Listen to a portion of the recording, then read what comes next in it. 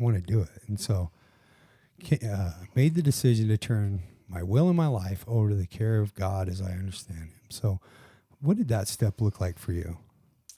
I remember earlier, I remember it was after a meeting, me and you were having a conversation out in the parking lot after the meeting, and we were kind of talking, like I wasn't a non-believer atheist at that point yet.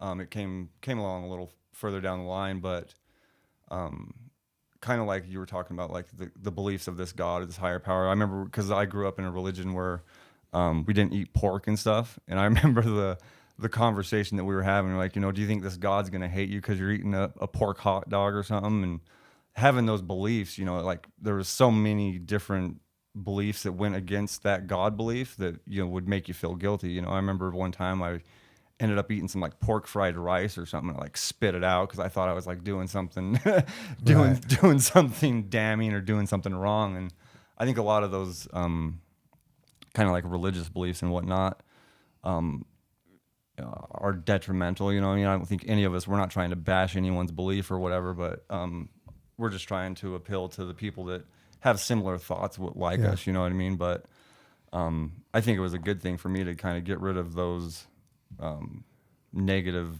beliefs or whatever that went along with this higher power God type religion thing that got passed down on to me from my parents, you know what I mean? And a lot of that stuff's really detrimental, I think, with there's just so much guilt and shame attached to what this God disapproves of and stuff, and I don't know, it just kind of doesn't really make a lot of sense to me in a way, but. Well, it's interesting, right? Like, because, and I've had this conversation with my dad too.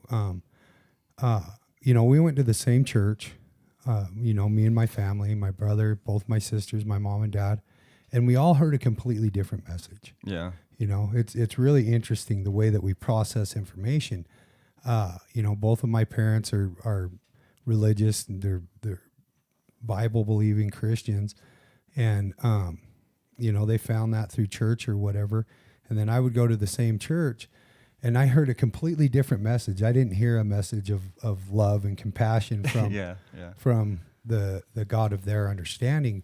And I always thought there was something wrong with me. And so when I came into Alcoholics Anonymous and they were starting to teach me that I could come up with my own concept of a power greater than myself, at first I didn't believe it. Right. I thought that somewhere along that line, I had to figure out how to believe in the God I was given at birth, because I was taught that there's only one, that's the right one. And so many religions are like that. But, a lot of people find a lot of peace and a lot of comfort in the God of their understanding, which comes from the Bible or comes from the religious background that they grew up in.